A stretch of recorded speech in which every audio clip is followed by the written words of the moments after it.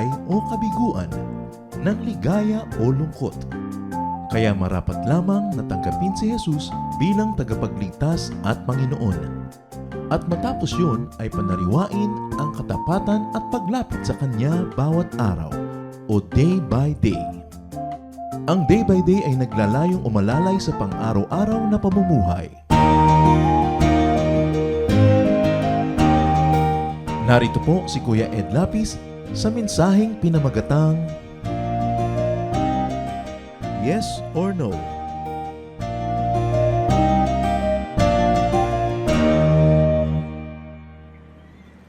In the presence of the Almighty God, we are undone. Our will gets surrendered to the will of God, and we allow Him to do His perfect and matchless will in our lives, even when facing the prospect of death. Death is one very mysterious element of life, but it is nevertheless an element of it. When facing death, people pray for life. We were wired, we were created to love life and to cling to life for as long as possible. When we face the death of our loved ones, we pray for the continuation of their life as well. We pray for extensions. It is normal, it is expected, even if we were spiritual and very godly. But when we pray for extension of life, for ourselves and for that of others, God answers yes or no. And both answers come from His divine will. Father, we pray that You will give us a message that will help us understand how to face death better, how to prepare ourselves spiritually, emotionally, even physically for this very factual part of our lives. And we pray, Father, that You will lead us, teach us. Turuan mo kami, Panginoon, ng isang simpleng mensahe na mailalapat namin sa aming buhay. We ask You to be the speaker, lead Your people unto greater knowledge of You, use Your servant only as Your instrument. We praise You, Father. We thank You. In the name of Jesus our Lord, Your Son. We will be refreshing ourselves on the story that we find in 2 Kings chapter 20. I will be reading from the Contemporary English Version. Verse 1, About this time, Hezekiah got sick and was almost dead. Isaiah the prophet went in and told him, The Lord says you won't ever get well. You are going to die. So you had better start doing what needs to be done. It was a very, very sure message. It was a God-appointed death. The king was very ill, and the prophet comes to even tell him a news that's more shattering, that he won't recover from that illness and that he would meet his Maker sooner than he would have wanted. Verses 2 to 3. Hezekiah turned toward the wall and prayed, Don't forget that I have been faithful to You, Lord. I have obeyed You with all my heart, and I do whatever You say is right. After this, he cried hard. The about to die Hezekiah brought out his bargaining chips before God. A good track record. Sabi niya, napakabuti naman po ng aking performance. Sinunod ko kayo, naging mabuti akong anak. So clutching at straws, Hezekiah reminded God, as if God needed to be reminded about his godliness and his obedience to God's will. 4 to 6. Before Isaiah got to the middle court of the palace, the Lord sent him back to Hezekiah with this message. Hezekiah, you are the ruler of my people, and I am the Lord your God, who was worshipped by your ancestor David. I heard you pray, and I saw you cry. I will heal you, so that 3 days from now you will be able to worship in my temple. I will let you live 15 years more, while I protect you and your city from the king of Assyria. I will defend this city as an honor to me and to my servant David. Interestingly, God gives an extension and some bonuses added to it. The prayer worked. We don't understand the mechanisms of how God accepts or rejects prayer, or if God reverses His will. But in any case, God said, okay, I'm going to grant you your request. 15 more years. Very clear. In that case, the chief executive of the land, the monarch, could plan his life and what else to do with the rest of his reign. Verse 7, then Isaiah said to the king's servants, bring some mashed figs and place them on the king's open sore. He will then get well. So the prescription, the physical prescription for medication came after God decided in the heavens that the patient would heal. So the physical movement of the prophet followed the spiritual will of God. 20 to 21, everything else Hezekiah did while he was king, including how he made the upper pool and tunnel to bring water into Jerusalem, is written in the history of the kings of Judah. Hezekiah died, and his son Manasseh became king. So the answer to the prayer for extension of life was a yes. A very clear yes to the prayer for extension. But we should take note that after this extension, Hezekiah naturally still passed on. It was only a temporary reprieve. It was only a temporary extension of his life on earth. That was a yes answer. Let's take a look at another classic case of prayer for extension of life. This time, the great David doing the praying. We should recall that David sinned with Bathsheba, another man's wife, and this liaison gave birth to a son, and this son got sick. Prayer would be said by David, complete with fasting and humbling of himself so that the child would live. 2 Samuel chapter 12, verse 15. The Lord made David's young son very sick. So the Bible is clear about who made the boy sick. It was the Lord. It was a decision made in heaven. Mysteriously, it was the fruit of that sinful relation that was struck with illness, not the main proponents. Not David, not Bathsheba, but the child. 16 to 17. So David went without eating to show his sorrow, and he begged God to make the boy well. David would not sleep on his bed, but spent each night lying on the floor. His officials stood beside him and tried to talk him into getting up, but he would not get up or eat with them. Labis-labis ang kalumbayan itong si David. Hindi lang siya nag-ayuno. Hinamak pa niya ang sarili at hindi siya nahiga sa kanyang marangyang higaan kundi sa sahig. At doon siya nanangis sa Panginoon araw-gabi, hindi kumakain, hindi naliligo, hindi nag-aahit. Classic case of mourning. Classic case of fasting. He really was praying very hard, and he knew that there was guilt in him as well. So David fasted hard and prayed even harder. What would God say about this case? Verses 18 to 19. After the child had been sick for 7 days, he died. But the officials were afraid to tell David. They said to each other, even when the boy was alive, they wouldn't listen to us.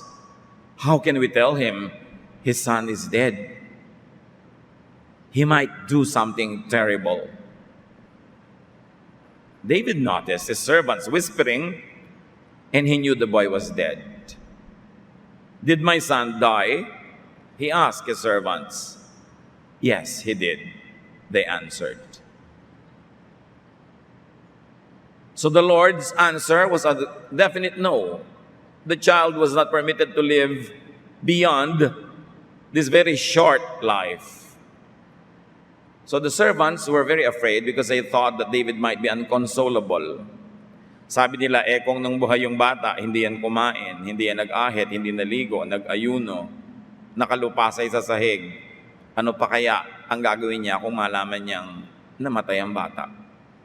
Nahalata ni David na ang mga katulong niya ay tahimik na tahimik, walang kakibo-kibo, at sabi niya, patay na ba ang bata? Kasi sinabihan, opo, patay na. Despite David's fervent prayer and fast, the Lord's answer was no. His officials were very scared of how David would react to God's answer and to his son's death. What would a father who fasted and prayed hard like that do when his son dies? Verse 20. David got up off the floor, he took a bath, combed his hair, and dressed. He went into the Lord's tent and worshiped, and he went back home. David asked for something to eat, and when his servants brought him some food, he ate it. Surprisingly, David suddenly returned to normalcy when he learned that the child was dead. It was directly the opposite of what his servants had expected.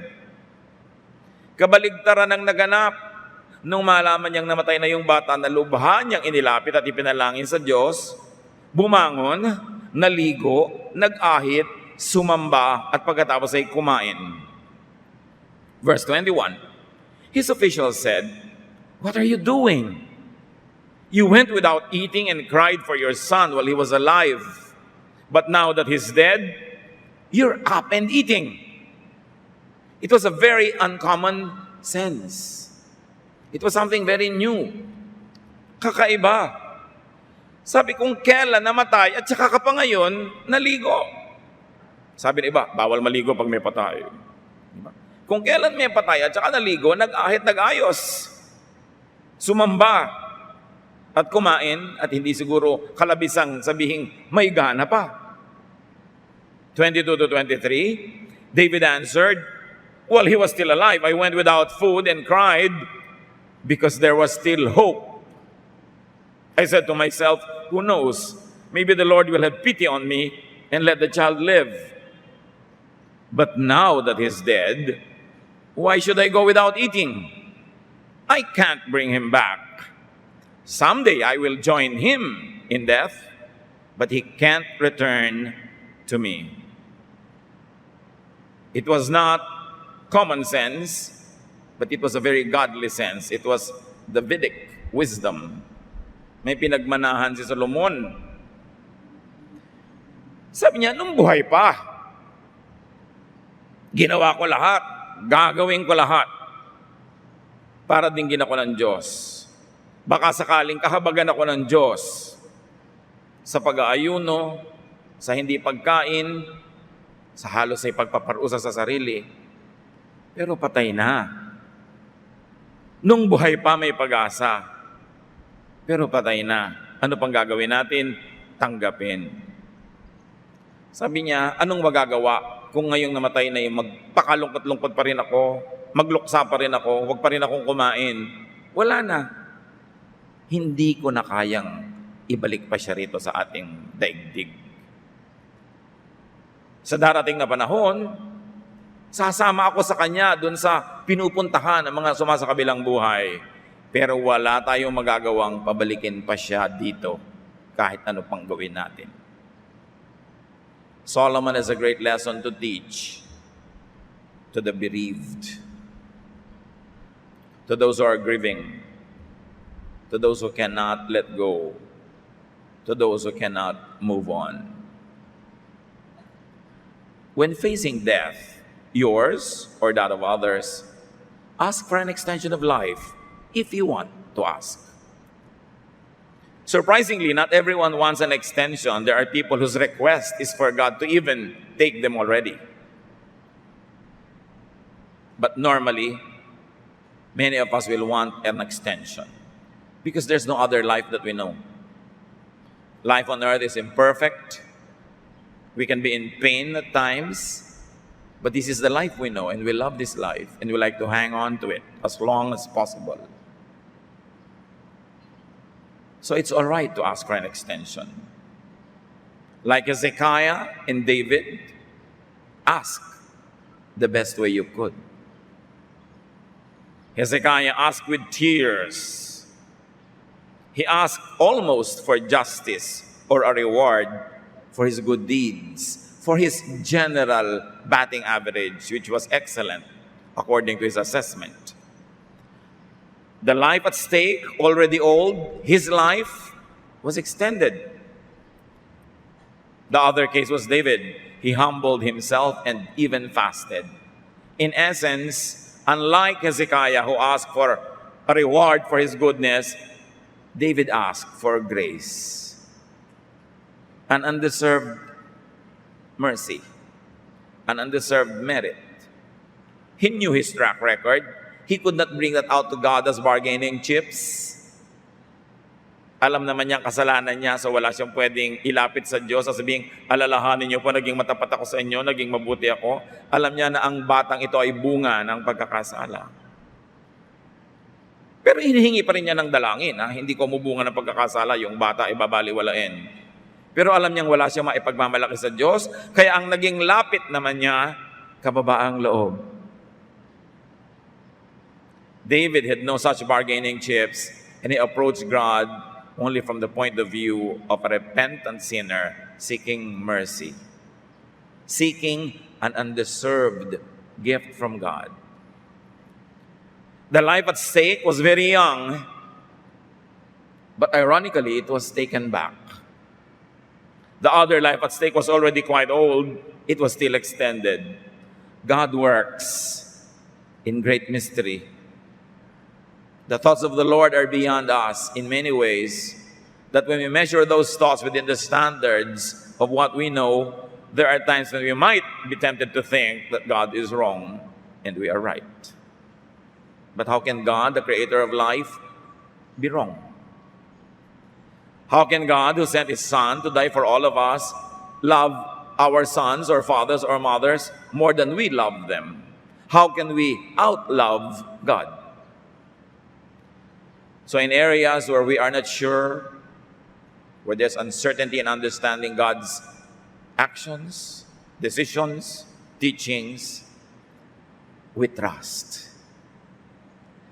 Again, we can trust God because of his track record.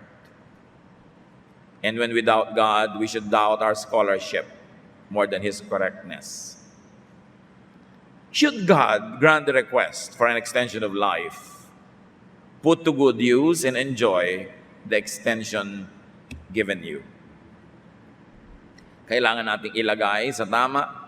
Kung sakaling tayo'y mapagbigyan, gamiting mabuti yung nadagdag na buhay. Hezekiah was given a deadline. A very clear deadline. He was going to die immediately.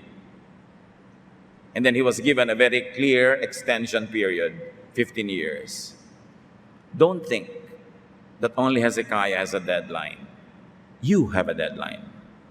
I have a deadline. Every one of us has a deadline, except that Hezekiah knew his deadline and we don't know ours.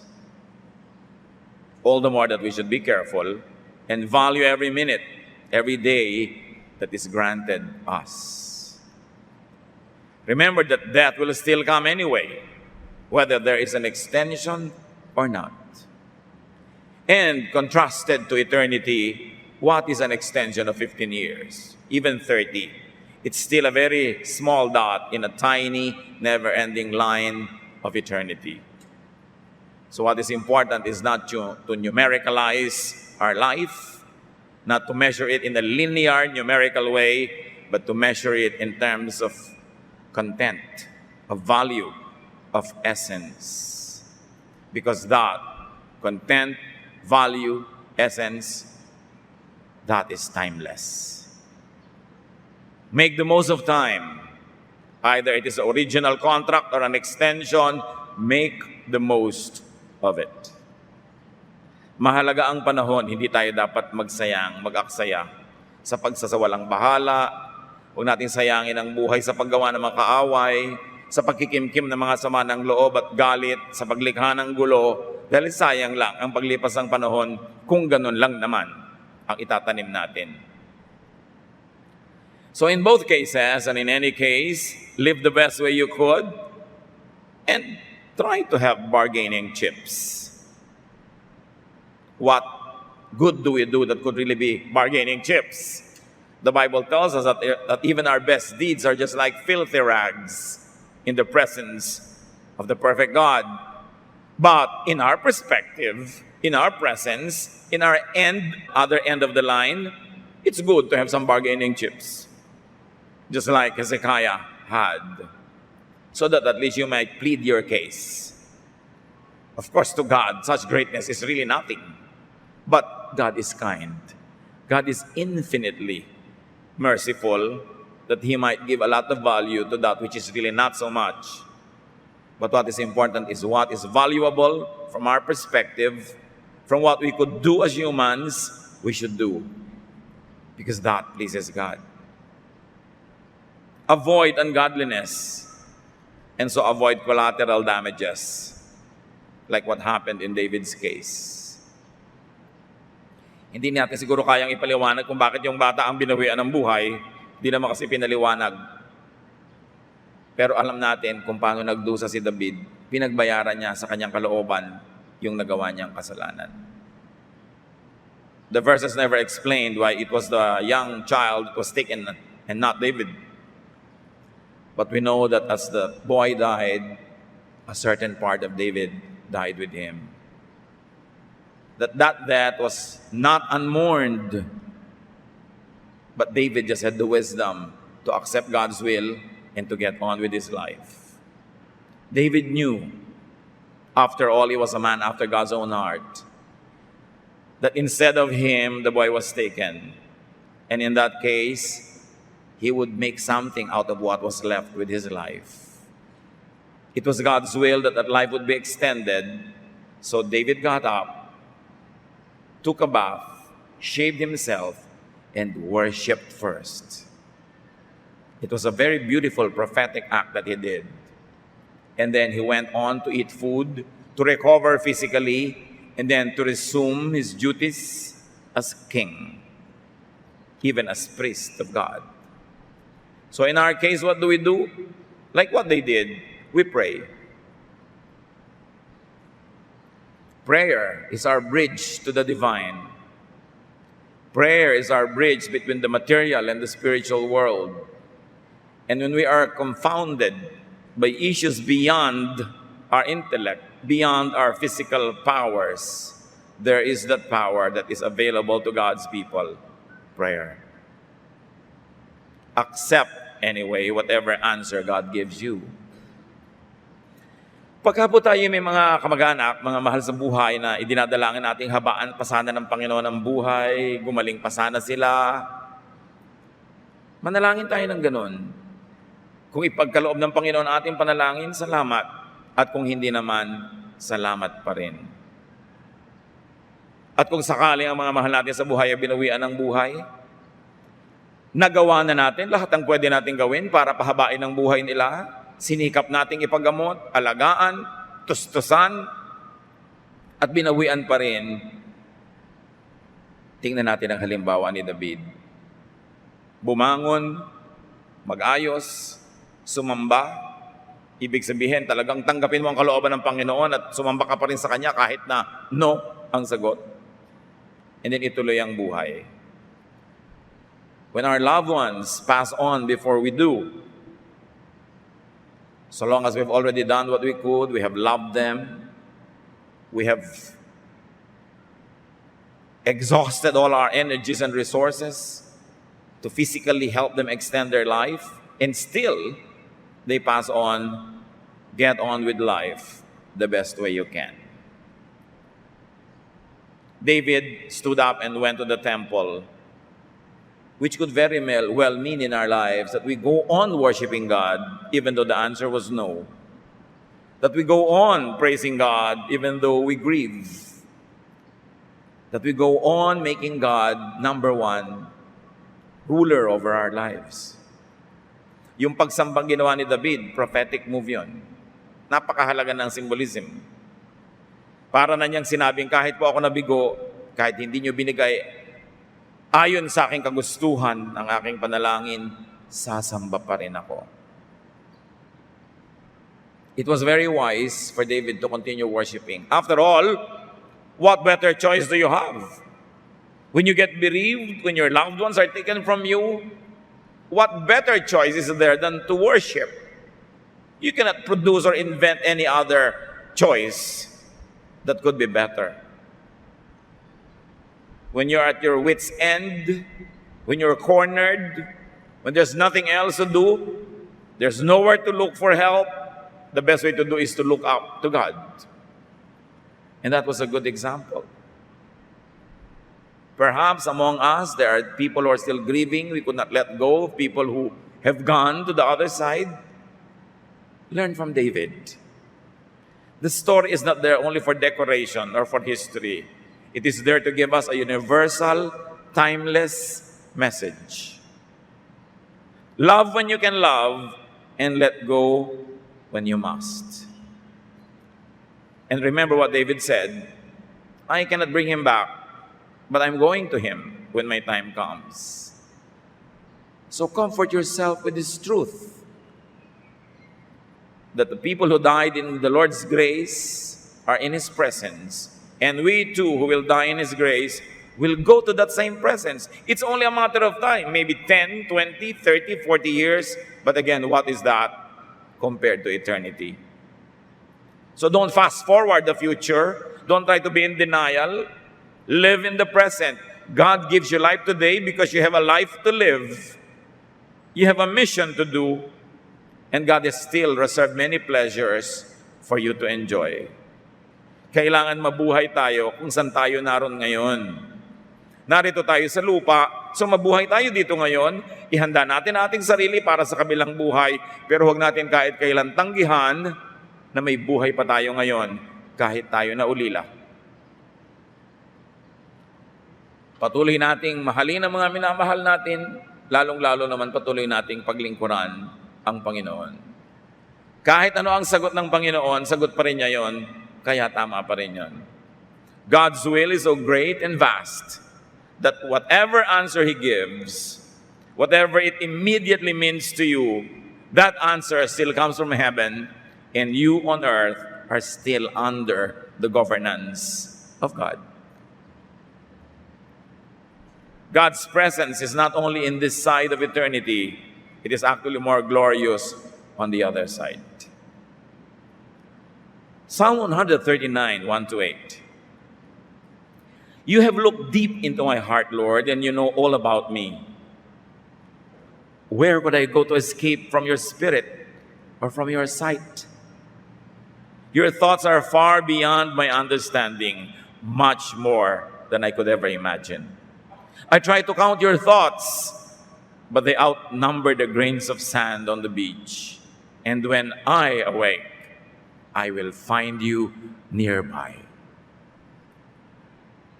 Or you might add, when I awake in the next life, I will find you nearby. Where can we go from God's Spirit? This side or that side? God will always be there. That's why yes or no is still a blessing. And we should ask God to give us wisdom to find the blessing, especially when we do not agree. Or at least the faith, so that we would go on worshiping God and living in obedience to God in spite of His no answers. But nevertheless, try, pray. We are not forbidden by Scripture to pray for extension of life. Just be ready for whatever God answers. Kailangan, mga kapatid, hindi tayo nabibigla pag mayroong sumasakabilang buhay. Bahagi naman talaga yun ng ating buhay. Death should not surprise us. It is the other side of life, and it's the entry point to eternity. And as I have said earlier, it was not only Hezekiah that had a deadline. You have a deadline. I have mine. It's just that we don't know. That's why it is good to live in readiness. Not to waste every moment, but to plant and invest in eternity while enjoying your life and doing good on earth. Maximize happiness. Do the most good and minimize pain. And when God calls you, or when God calls your loved one, be peacefully resigned to the preordained will of God. We must never permit the thought of death to be a threat. We must never permit the thought of death to continuously scare us. But we must allow God to have His peace rule our lives. Mahalaga mga kapatid na alisin natin yung takot sa kamatayan. Hindi siguro buong-buong naalis yun, pero dapat humina ng humina yon. Bahagi ng buhay ang sumakabilang buhay. Ihanda natin ating mga sarili, ihanda natin ating mga mahal sa buhay, at kung dumating na yon, tanggapin natin ng may kapayapaan dahil tayo uuwi sa ating Ama. Our Father in heaven, we pray that we will understand such mysteries more, to the point that we will have peace. And in other areas of our lives where we cannot, with our intellect, comprehend you, O God, teach us to trust you. And teach us to number our days.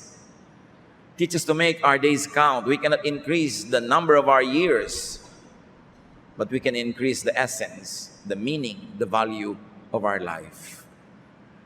So that it will not be the number of our years, but the life in each year that will count.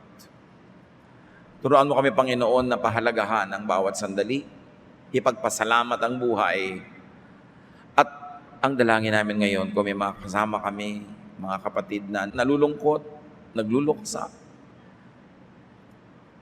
pahiran mo ang luha ng iyong mga anak, Panginoon, at hayaan mo magkaroon kami ng ginhawa sa pagtanggap sa iyong kalooban. We pray for those who might be grieving, mourning at this point. Let your comfort minister to everyone in that situation, O God. Teach us to look beyond the immediate, to look us to have an eternity point of view, so that we might have peace in accepting your will for us and for our loved ones. Let's spend some quiet moment of prayer and let God speak to us and give us personal applications of these beautiful stories. Sa ilang saglit ng katahimikan, tayo tumahimik sa Panginoon at hayaan ang tinig niya ang magsabit, magbulong sa atin ng iba pa mga aral sa kasaysayang ito. Lord, minister to us as we listen to your voice.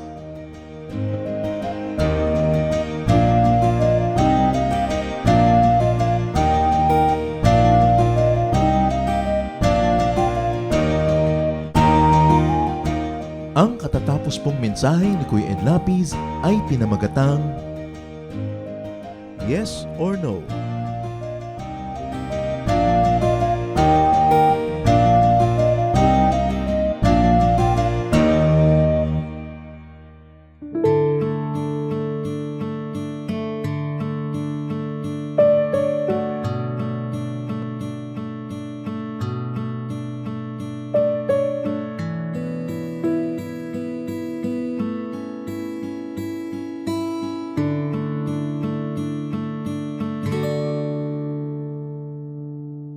Magpakailan pa man, magpawalang hanggan, pag-ibig niyo sa akin, di nababago ng hangin, kahit saan pa man, kahit na sino man, kayo'y sa aming piling, di man maabot ng damdamin.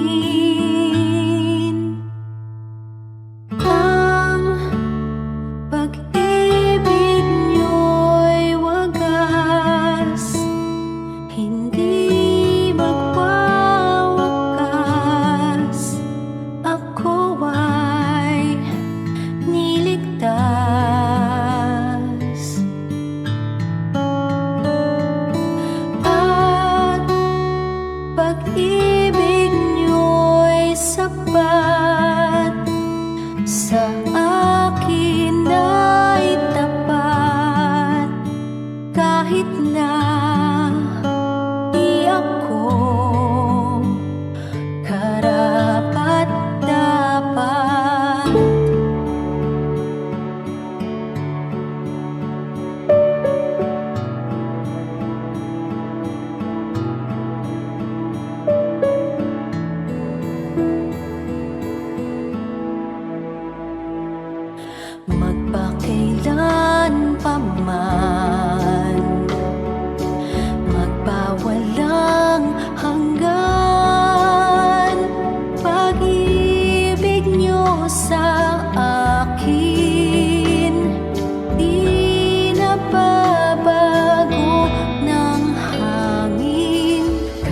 saan pa man, kahit na sino man, kayo'y sa aming piling, di man maabot ng damdamin.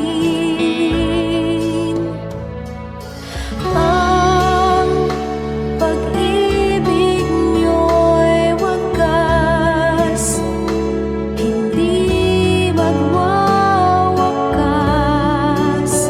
Ako ay niligtas.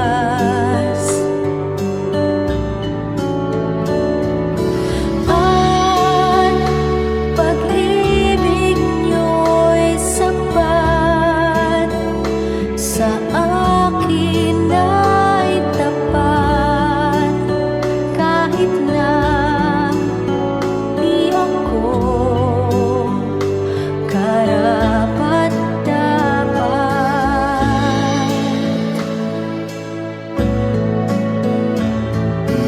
Tanging sa'yo aasa, lalapit ang magpupuno ng kulang sa lahat ng oras. Walang ibang papantay sa iyong pagmamahal.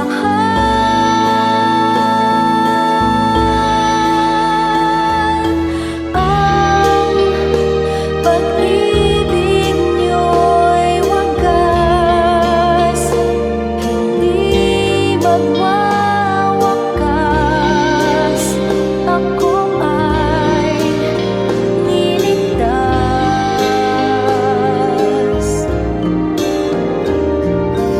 At pag-ibig niyo'y sapat, sa akin ay tapat, kahit na di ako karapat-dapat.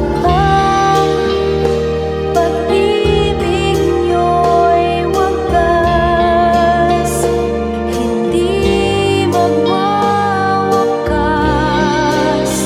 Ako ay niligtas.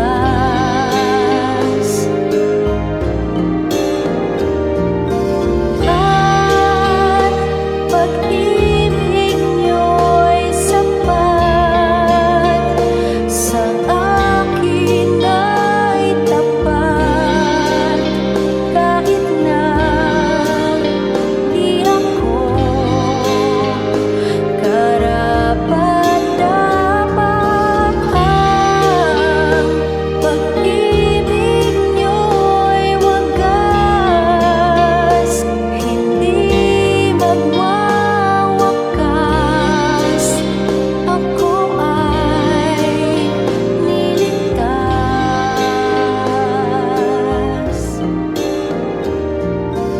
At pag-ibig niyo'y sapat, sa akin ay tapat, kahit na di ako karapat-dapat.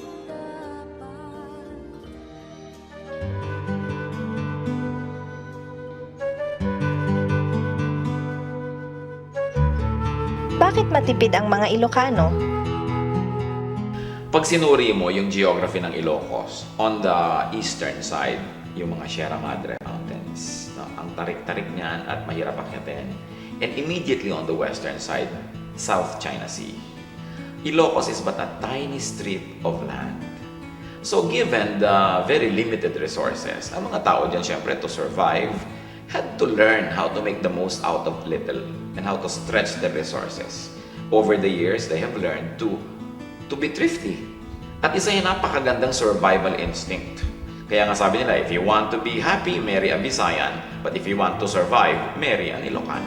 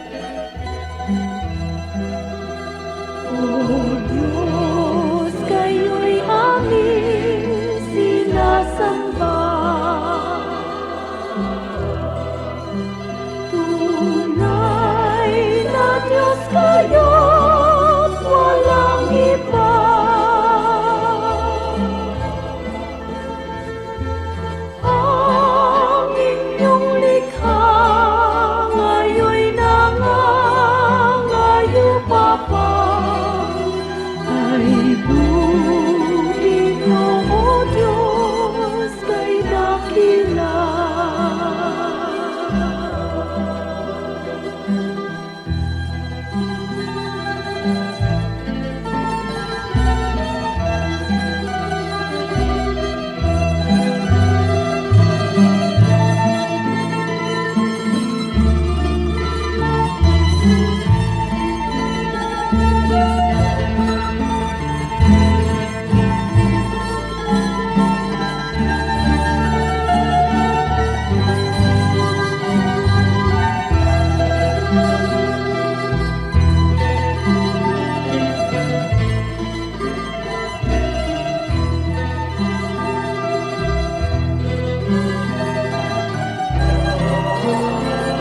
O Diyos, kayo'y aming aawitan ng awit na sa puso'y sumirang.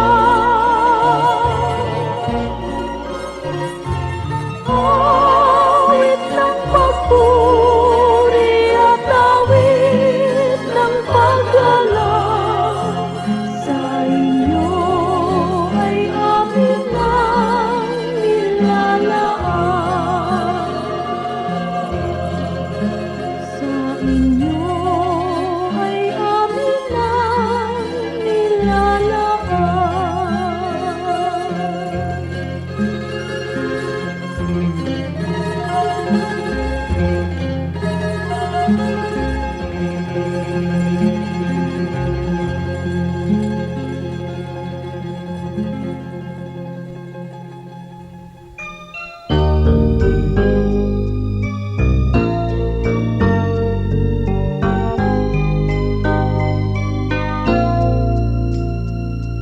Kung ang puso mo ay nasasaktan dahil buhay ko ay may kabiguan, suliranin may nagbunga ng kasawian, O Jesus, ikaw ay laging nandyan. Kung nagkamali't nagkasalaman, ang patawad mo'y laging nakalaan. Kung ang kapwa ko sa akin nagkasalaman, ang patawad ko kaya'y ilalaan. Ang kabaitan mo ay dapat mong tularan sa buhay ko. Ang kabaitan ko, biyaya ng Espiritu, kabaitan ko.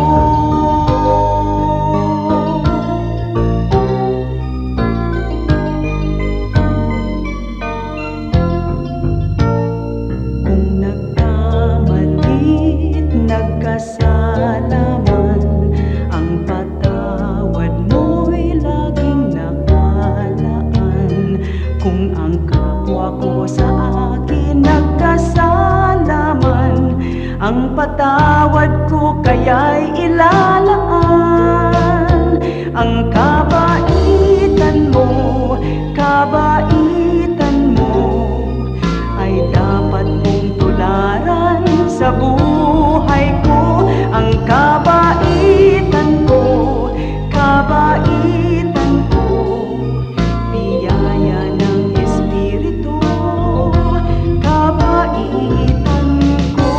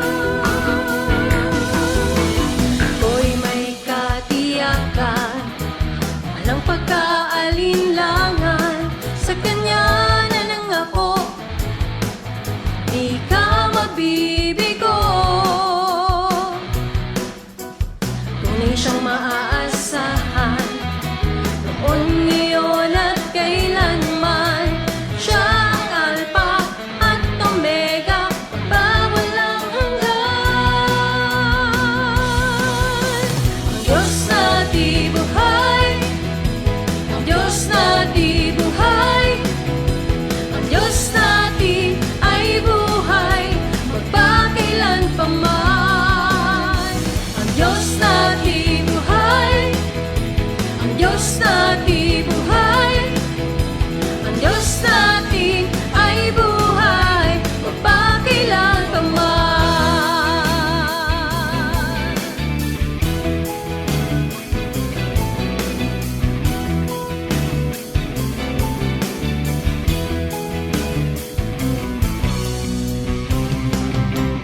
Puso'y may kapayapaan sa gitna man ng kapighatian, pagkat siya ang kasama, ako'y di mangangamba. Purihin ka, O Diyos, kataas-taasan, purihin ka, Jesus, magpakailanman. Siya ang Alpha at Omega, makapangyarihan. Ang Diyos natin buhay, ang Diyos natin buhay, ang Diyos natin ay buhay, magpakailanpaman. Ang Diyos natin buhay, ang Diyos natin buhay, ang Diyos natin ay buhay, magpakailanpaman. Ang Diyos natin ay buhay, ang Diyos natin ay buhay, ang Diyos natin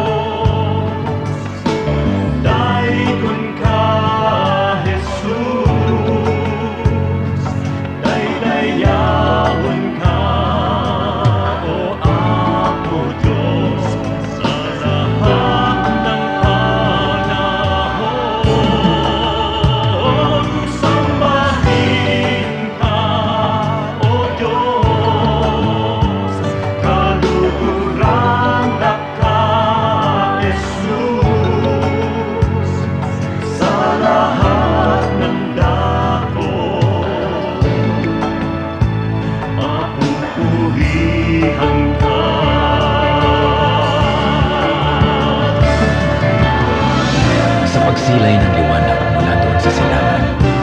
Nadarama't nakikita ang sa inyong pagmamahal. Lumalandas, humahawan, tumatanglaw sa aking daan. Nangunguna, gumagabay sa aking bala ng kapwa. Sa pagdatalyaong gabi na malamig at mainam, akin namang nalalasa ang inyong kapayapaan. Patinigning ng bituin at liwanag niyang buwan ay banayad kaya dulot ay madlang kapahingahan. Sa gabi man o sa araw, sa dilim man o liwanag, kayo ay aking kapiling sa lahat ng kalagayan. Ako'y hindi natitiis, ako'y hindi iniiwan, kaya lubos na papuri ang sa inyo'y aking alay.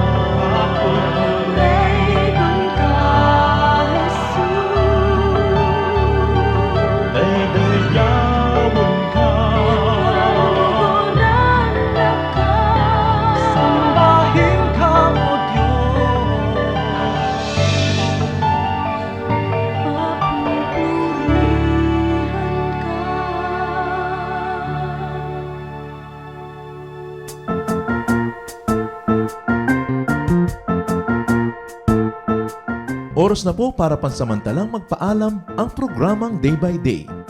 Tayo po'y magsama-sama tuwing ika-6 hanggang ika-7 ng umaga, araw-araw.